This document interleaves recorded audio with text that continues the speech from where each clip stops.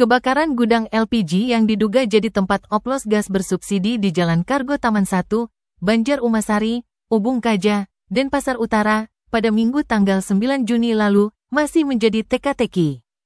Terutama dari penanganan hukumnya, sebab dari Polda Bali masih belum memberikan penjelasan sejauh mana proses hukum terhadap Sukojin, pemilik gudang LPG maut tersebut.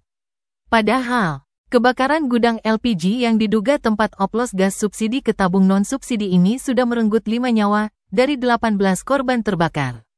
Bahkan, 13 korban yang masih hidup. Kondisinya masih kritis. Jenazah kelima pasien korban kebakaran LPG di Denpasar itu telah dipulangkan oleh pihak keluarga ke berbagai daerah. Saat ini, masih ada 11 korban yang menjalani perawatan intensif. Kondisi mereka bervariasi, dengan tingkat luka bakar antara 30% hingga 87%. Selain itu, 2 korban lain dirawat di rumah sakit berbeda.